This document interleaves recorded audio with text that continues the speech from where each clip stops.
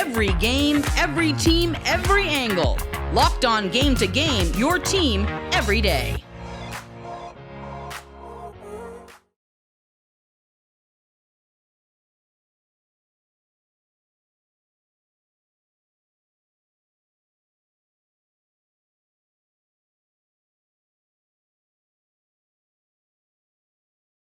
Every game, every team, every angle. Locked On Game to Game, your team every day. Welcome in, everyone, to Game SEC Edition. I'm Jourdan Black. We've got a great slate of Week 4 matchups to break down for you. In total, the SEC put 4 top 10 teams on the field on Saturday, with top-tier teams like Georgia and Alabama looking to keep on rolling, while rivalry battles posted Arkansas and Texas A&M against one another at Jerry World. Plus, the Vols and Gators went head-to-head in Knoxville, which is right where we kick off our coverage tonight. The Vols entered action on Saturday, leading the SEC in scoring, averaging 52 points per game. Tennessee's season has been one of steady success, but on the other side, the Florida Gators' upset over Utah on Week 1 remains the high note so far this season. While the Gators came in winning 16 of the past 17 matchups between these two teams, this third one had a different kind of feeling. Eric Kane from Locked On Vols has the post-game coverage. Well, there wouldn't be Tennessee football if it wasn't difficult. Of course, Florida coming back nearly, walking off this field with a win in the remaining seconds, but Kamal Hadden comes down with the interception, preserving a 38-33 win over Florida. Hey guys, I'm your host of Locked On Vols, Eric Kane. Snapping a 5-game losing skid, Tennessee picks up a win over its rival Florida for the first time since 2016, 6 years ago to the day that Tennessee picks up this win. Hendon Hooker, fan-freaking-tastic, was phenomenal in this game. 467 yards of total offense by Hooker alone. Anthony Richardson, you knew he would play like an All-American against Tennessee because that's how this series works. He accounted for over 500 yards of total offense. It was Anthony Richardson and nobody else for the Gators. Obviously, he is not injured, and he came out to play for Florida. But in the end, Tennessee made more plays. Tennessee did well against the run defensively, and Tennessee picked up that win 4-0 heading into the off week before going down to Baton Rouge in 2 weeks to take on the LSU Tigers. But for the final time here at Neyland Stadium on this night of September the 24th, Tennessee 38, Florida, arch rival Florida 33. Stay tuned for more Locked On Vols as the week goes on.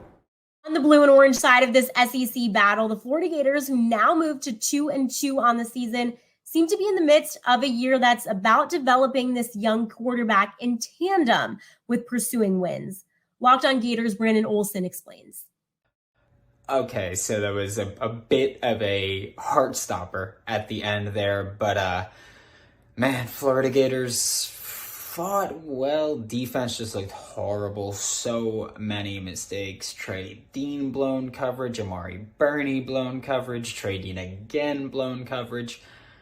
Florida Gators looked pretty bad. Had a chance to win there, and they did their thing towards the end. They almost won. But it just wasn't great. They covered, so yay, there's that. But man, Florida, you have your guy at head coach with Billy Napier. That's a very clear thing. You could see by everything with him.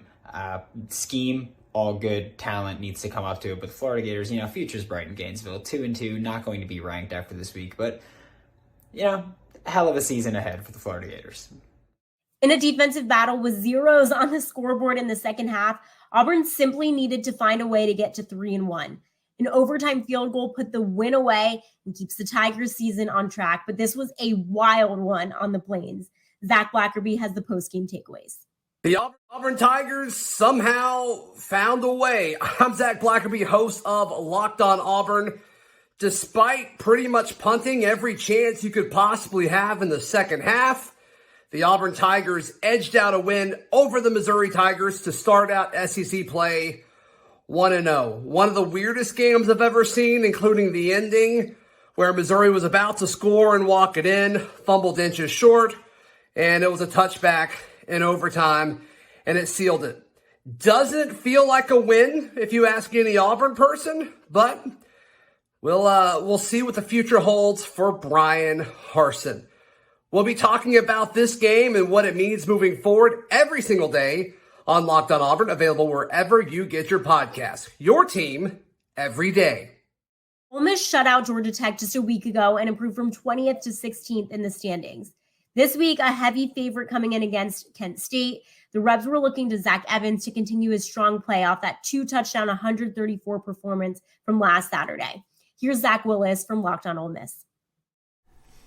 Ole Miss survives a sloppy performance en route to a 35-27 win against Tulsa. Hi, I'm Stephen Willis with the Locked On Ole Miss podcast. Jackson Dart was 13 of 23, 160 yards and 2 touchdowns, while adding 116 yards on the ground. Quinshon Judkins had 140 yards and 2 TDs, as well as the Rebels used a 28-point second quarter to put down the Golden Hurricane. The game was sloppy the whole second half, and you will see people try to talk about how that will be an indicator of the upcoming games of the season, but you simply can't play that game.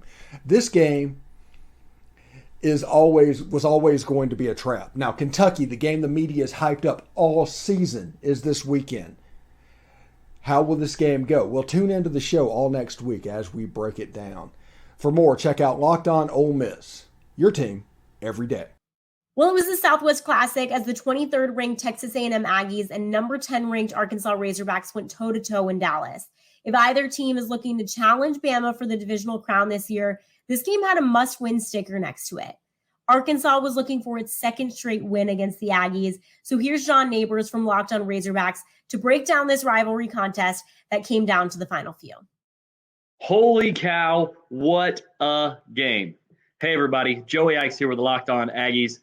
And the Texas A&M Aggies came out on top in the Southwest Classic, 23-21 over the Arkansas Razorbacks in one of the craziest games you will see in college football in any season, much less the 2022 season.